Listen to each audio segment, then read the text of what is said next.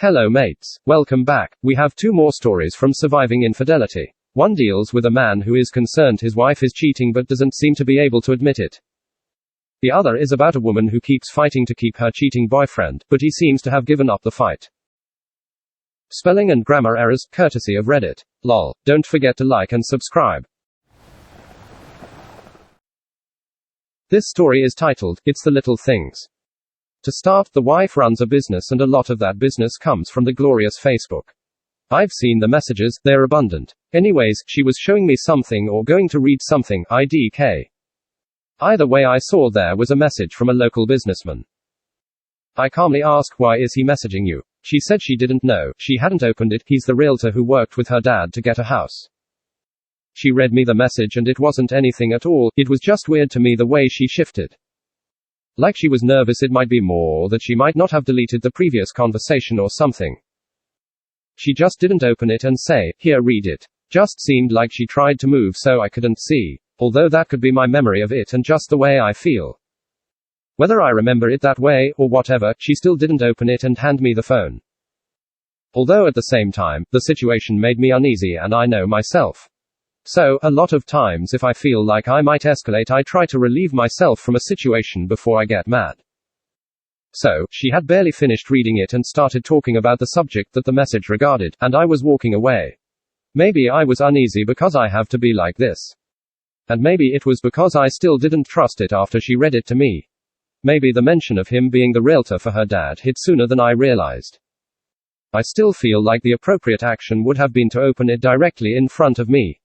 But she didn't, and she doesn't. But then that makes me question things. Like, why is she friends with this guy on Facebook anyways? What connection could they have? What's the point? Guarantee they've never met in person. He's about 10 years older than her. What significance is it that he was the realtor for her dad? That's reason enough to send, accept a friend request from him.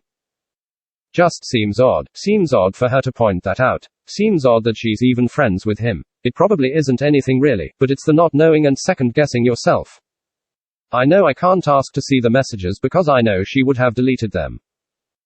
At one time I had her password but no longer do, which is something she's done our entire relationship. Gave me the password for a short time and find some reason to change it. I know she gets tons of messages. I also know it doesn't matter too much because if she's doing anything, she knows to delete it. As far as losing the access to passwords, I can't even bring it up really.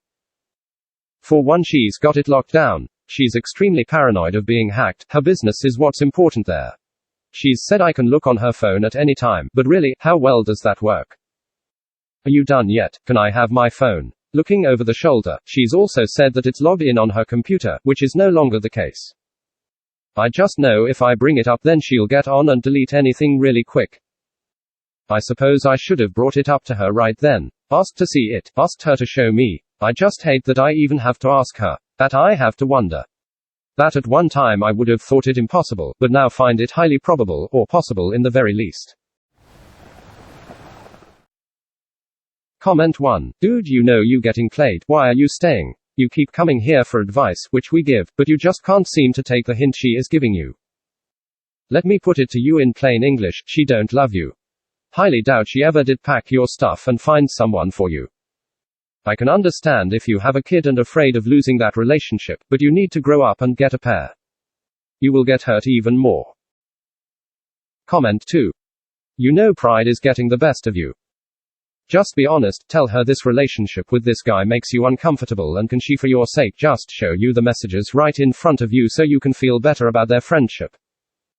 If she shows you, without leaving, all their messages, and they're not deleted them, maybe you're good and just tell her for your own peace of mind to just distance herself from him a bit as his attention to her bothers you. If she runs out of the room and then comes back and hands you the phone, that's usually not good. Take the phone, lock yourself in the bathroom and do a phone backup to a previous date.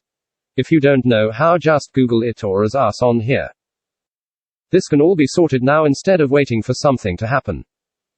P.S. Don't lose your cool if she starts to get huffy, just reiterate, just let me see the phone. If it's nothing, keeps going, spouse's name, then let me see the phone. You give her emotion, she'll use that as an out. Comment 3. They say it's better to regret something you did than something you didn't do. Ultimately, I regret ever meeting my ex, let alone giving things a chance time and again. But it's the things I didn't do that I regret more, especially the things that would have served my interests.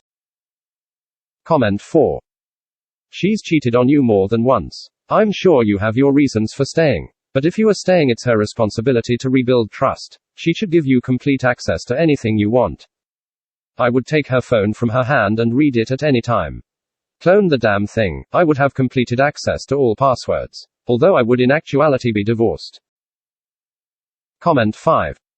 Well, first off, discard any reservation you might have that she won't cheat with him cause he's 10 years older.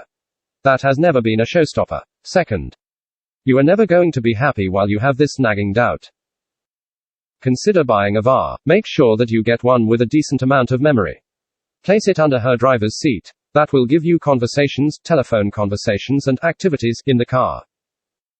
Golden rules. Don't confront unless you have rock solid proof. Anything less and she will just come up with a plausible story. Don't put everything that you have at once. Same thing. She will identify what you have and come up with a version of events which covers them. Don't tell her where you got your information from. Keep her on the back foot. You might need the VAR later. Good luck. This story is titled, Boyfriend of 3 years cheated on me. After me finding out, he's unsure if he wants to be in the relationship. My ex-boyfriend and I of 3 years are currently in the midst of a breakup. We are 20, me, and 21, him. I know that we are incredibly young and that many people may say, you are young. Just forget it and move on. But this pain is something I have never felt before in my life and is quite frankly unbearable. Long story short, in 2019 he went to South America with his friend. During that time, we were arguing because he wasn't being responsive. He would say that he would call me, only for it to be an hour before and cancel it. The prior situation happened multiple times in the course of a month. Being in a long-distance relationship, communication was a vital point of concern for me and the relationship. Side note, we met when we were 17 and 18 in Germany. That summer I went to college and he decided to take a gap year. In short, we were doing long distance from Germany to the US. We ended up having a big fight when he was in South America, which resulted in me telling him that I don't know if the relationship will work out anymore. I said many hurtful things to him, because, selfishly, I wanted him to feel the pain I was feeling, the pain of having the person you love not care about you. The week of the fight, he met a girl. He saw her, asked for her number and then kissed her the next day. Whilst getting to know her, he was still texting and calling me, telling me that he doesn't want to give up. I had technically broken up with him, but he was still fighting for me and never said that he wanted to end it. In my opinion, we weren't broken up. We were working on our relationship. Fast forward 2 years, we got an apartment and moved in together. One day while he was sleeping in the bedroom, he got a weird message from an older guy. Simply curious, I opened the message. Nothing special, the guy was just asking about a car that my boyfriend's dad was selling. Note, his phone was charging in the living room and I was planning on studying there, because I couldn't fall asleep. Having him be asleep, I scrolled down his Instagram messages. I was never suspicious that he had cheated. Quite frankly, it just interested me how he talked to girls before we started dating. It was both funny and cute how he messaged girls, but it was the past and although curious, I wasn't angry at the fact that he talked to girls before me. How could I be? I was about to leave his phone and go back to the studying, when as scrolling up on the private messages on Instagram I see this user is blocked message under a girl's private message with him. Of course, I was curious and opened the message. I was immediately flooded with flirtatious text. I want to see you again. I like the way you kiss. I want you to teach me back to, I only like dancing with you, and more. It felt as if my entire world collapsed. I ran into the bedroom and told him that I knew. He immediately said, it was just one kiss. This one kiss was 2 years ago and quite frankly it would have been fine if he would have told me, but he didn't. He lied to me for 2 years pretending our relationship was full of trust and stability. About 5 months ago, we had an argument while on the train. He was scrolling through his WhatsApp messages and deleting old group chats that were outdated. While deleting them, I saw a girl's picture without a name. I asked him who that was. He immediately freaked out. He told me to stop being so nosy and whatnot. Once we got out of the train, he started crying. I asked him, did you cheat on me? He said, if I tell you, I know that we will be over. I asked him again if he cheated on me and he said no. He told me that while in South America, he was going through suicidal thoughts and that he met this girl who helped him. I told him that I don't see the problem. I understand if he didn't want to talk to me after all we were fighting, and that I am thankful for the girl for having helped him. I did, however, say that I wanted to see the messages. I wanted to see what she said to him. He proceeded to freak out and tell me no and to respect his privacy. I was conflicted but stubborn and told him that I wanted to read the messages. He left our Airbnb and came back with bloody knuckles. He had hit a tree. Don't ask me why. He just did. We took care of his hands and then he told me that he's sorry and that I can read the messages, as long as I read them next to him. I said, okay. The messages were harmless. The girl had truly helped him out of a dark place in his mind. I was sad that he couldn't come to me at the time, but at the same time I was thankful that someone had helped him. Fast forward to me catching him cheating. I realized that the same girl whose messages I found 5 months ago on WhatsApp while sitting next to him on the train, was the girl whose messages I found on Instagram. The girl who helped him was also the girl who he cheated on me with. 5 months ago, in that Airbnb, he deleted certain WhatsApp messages when he left to hit a tree. He blatantly lied to my face and made me seem like I was crazy. Fast forward, I am currently at our apartment and he's at his parents' place. Ironically, I want the relationship to work out, but he doesn't, even though he is the one who cheated and lied to me. He told me that he's conflicted and that he doesn't know if he wants to be in the relationship anymore. When he went back home, I called him and asked him, why aren't you fighting for me? You always fought, now you just left, you aren't fighting, can you please fight for me and come back to the apartment? Please. He told me 100 times over that he can't, that he needs time and he doesn't know what to do. I am absolutely heartbroken and lost. I know that eventually I will be fine and we both will have moved on. But this person who wanted to do long distance with me, the person who flew all the way from Germany to the US to surprise me in front of my lecture hall. The person who always fought for me is giving up. For once he's not fighting, he's simply running away and giving up.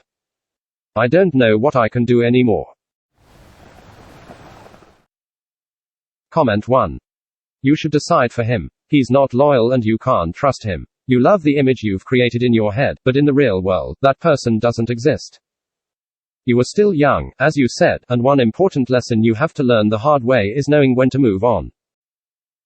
Comment 2. If he cheated on you, that trust is gone out the window.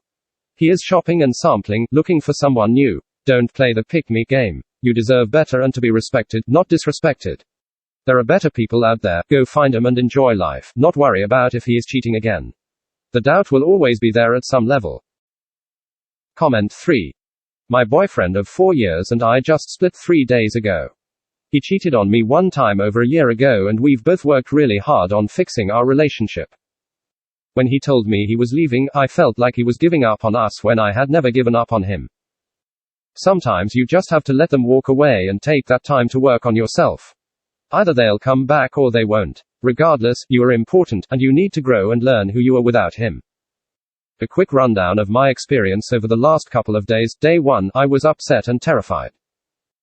He promised we would stay in each other's lives and then I panicked that he would go back on his word. We did not break up on bad terms. I messaged him upset, never a good idea, said some things I wish I hadn't and then apologized. Day 2, no contact. Neither of us messaged or called each other and that was exactly what I needed. As the day went on, it got easier not hearing from him and gave me an opportunity to truly think about who I am, what I want, where I am and where I want to be. That one day changed my entire mindset. Day 3, because of what I had accomplished in day 2, when he finally reached out to me this afternoon, it made my response much different than he probably anticipated. He will come to me when he's ready, and if that time never comes, I am still moving forward. I'll be 34 this month and he turned 26 in November. We both need to grow up. Being self-aware is a huge part of your healing journey with or without him. I encourage you to seek counseling. If nothing else, keep a journal, self-reflect, take your mind off of him and focus on yourself. Everyone's healing journey is different. After a year I still have fear, worry, doubt, etc., but I'm much better than I was. You will be too. Best of luck to both of you.